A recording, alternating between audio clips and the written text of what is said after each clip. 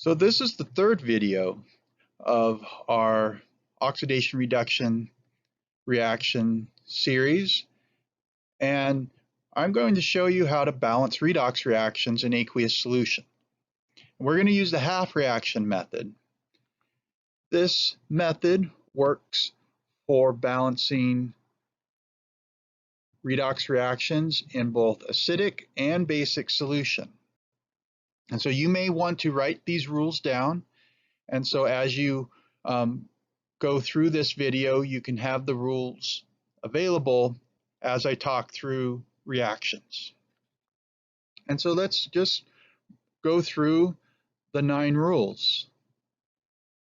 First, you need to break the reaction and information into 2 half reactions.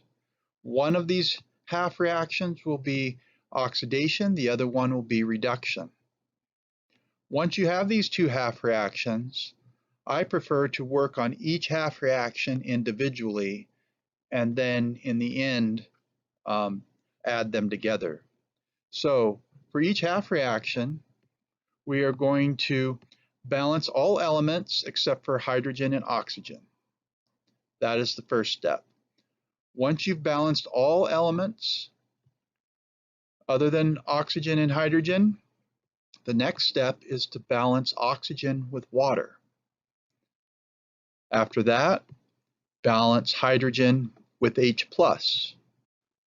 And then last, for each half reaction, balance the charge with electrons. So if you are dealing with 2 half reactions that you're coupling together, which will be very common in this course, then once you've done that, multiply the half reactions by a factor such that you eliminate the electrons. We do not want any electrons, just free electrons in our final answer. Whatever is being donated by the oxidation reaction needs to be the same amount of electrons accepted by the reduction reaction. Once we've eliminated all electrons, we can add the 2 half reactions. And then in the end, we need to clean up our final answer, eliminating repeated species. Sometimes you have water on both sides, sometimes you have H+ on both sides, and get a nice clean answer. If, and I don't believe we will do this in this class, it's just not a necessary step, but we can decide when we do sample problems. But if it's a basic solution, at the very end, what you do is you add hydroxide to both sides such that you add enough so that any H+ that's in your final answer from 8 gets neutralized to water, and this H+ will react with the hydroxides that you add, create water on one side, and then the opposite side will have residual hydroxide ion. But I want to concentrate in this video on steps 1 through 8. This is what I would like you to take away from this video and be able to do on an exam. So here's an example. We're going to do 2 examples. So we've talked about denitrification in the past, and it is a way in which bacteria get energy, and they do so by converting nitrate and organic matter into carbon dioxide and nitrogen gas. That is what we know. We don't know the redox reaction and its stoichiometry, but we can figure that out by balancing this in solution using the rules that I just gave you. And so let's balance this redox reaction in acidic solution. And so from the information up here, I have gathered this information, where we have organic matter plus nitrate goes to nitrogen gas and CO2 gas. But there's a lot missing. There's other products and reactants that we'll need to incorporate into this reaction in order to balance. So the first step is to take what we know and separate it into two half reactions.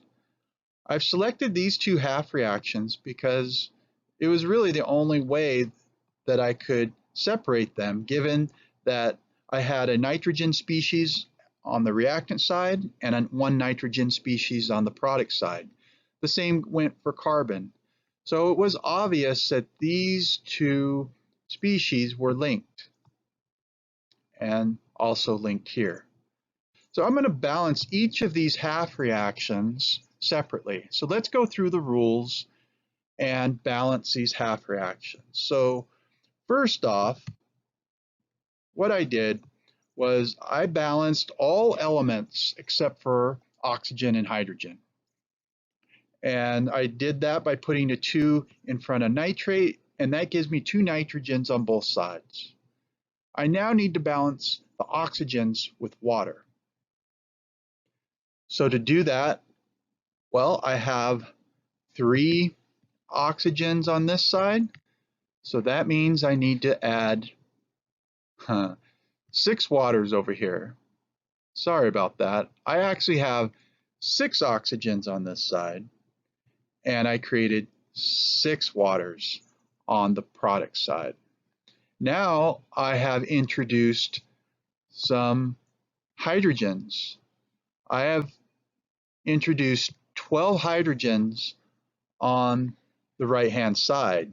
So to balance the hydrogens, I add 12 H+ to the other side. So at this point, I am completely balanced in terms of mass, in terms of all the elements. The next rule, I need to balance the charge with electrons.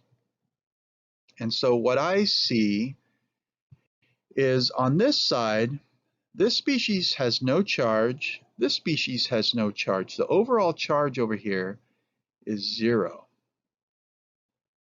Now over here, I have 12 H pluses plus 12, and then I have 2 nitrates, so I have a -2. So the overall charge on this side is a +10. I'll write that in a different color. I'm going to say this is +10 on this side, and this is 0. So in order to balance this reaction with respect to charge, how many electrons am I going to have to add and to what side? So electrons are negatively charged. So if I add 10 electrons to the left-hand side, both sides will have a charge of 0. Note that you don't have to end up with the charge of 0. That was just this example. What you do need is that both sides of the reaction have the same charge. So let's do the second reaction. So here I'm balanced with respect to carbon. So I'm done balancing all elements except for oxygen and hydrogen. I have 1 oxygen on this side, 2 oxygens on this side. So I need to add a water on that side. Now I have 2 oxygens on both sides. I also have 4 hydrogens on the reactant side, on the left-hand side. So I need to add 4 H+ to the product side. And now to balance this with respect to charge, again, by coincidence, I have 0 charge over here, and I have a +4 total over here. So if I add 4 electrons to the right-hand side, I now have an overall charge of 0. on both sides.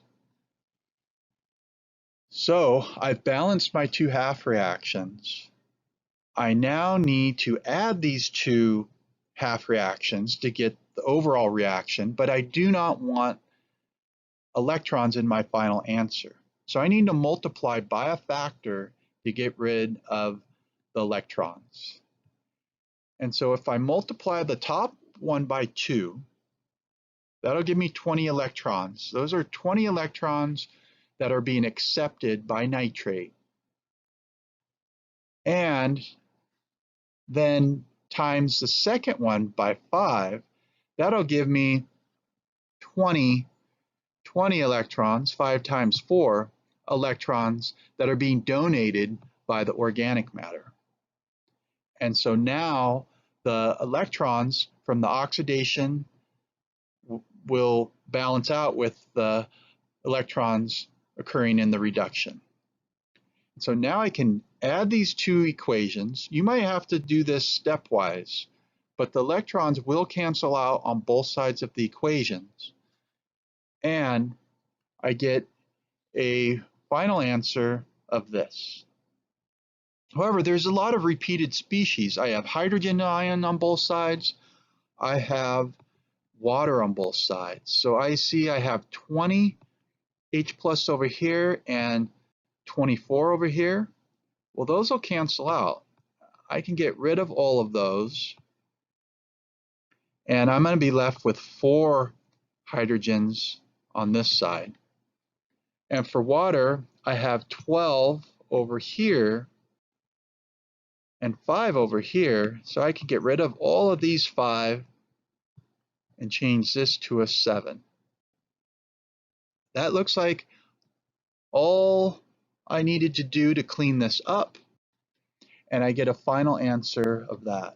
It's balanced with respect to charge and mass on both sides. And so this is the overall equation for denitrification. So let's do another one. So this example is a little different. So just slightly. And then I just want to show you some example that kind of gives you a different way of balancing these. So microbes are able to use ammonium ion here to convert to nitrite, and they do this in the presence of oxygen. And this is the first step of denitrification. So let's balance the redox reaction in acidic solution. So ammonium ion is converted to nitrate. So that is my first half reaction. And they do so in the presence of oxygen. There it is. But I'm not given any information about what the product is. What does oxygen turn into? Well, if you have a half reaction or a reactant that is only oxygen or hydrogen, that can be balanced using the rules. Because within the rules, we balance oxygen and hydrogen as we go through the steps. So I will be able to still balance the second half reaction, even though all I know is that I have oxygen as a reactant. So let's go through. Let's start with the first half reaction. Everything is balanced except for oxygen and hydrogen. I add 2 waters on the left to balance the oxygen. That gives me 8 hydrogens on the reactant side. So I add 8 H plus. And now I need to balance the charge. This is an important step, so really think about this. Overall, on the left-hand side, I have a total charge of +1. On the product side, on the right side, I have a -1 and I have 8H plus. That's a total of +7 charge on the right-hand side. So how many electrons am I going to add and to what side? So I'm going to add how many negative charges to the right-hand side? I would add 6. That would give me an overall charge on this side of +1. Both sides have a +1 charge. So the second half reaction, I have 2 oxygens on the left. I add 2 waters. I now have 4 hydrogens on the right. So I add 4H+. I balance it with charge by adding electrons. I add 4 electrons. And now I have to eliminate electrons by multiplying by a factor. I want to find the lowest common denominator. So if I did 3 times on the bottom, I get 12. And then 2 times on the top, that gives me 12 as well. So now the electrons will cancel out. And just note too that when you get to this point, you should have one reaction with electrons on the right and one reaction with electrons on the left. You need one oxidation, one reduction reaction. So now I'm going to add these, and now I can start eliminating some species. So let's see, I have 6 waters over here. So I'm going to change this to a 2. Get rid of these over here completely. And I'm going to get rid of all of these and change this 16 to a 4. And I get an overall reaction for the first step of nitrification as follows. So I will give you more practice, and perhaps in a later video we can practice balancing in basic solution as well.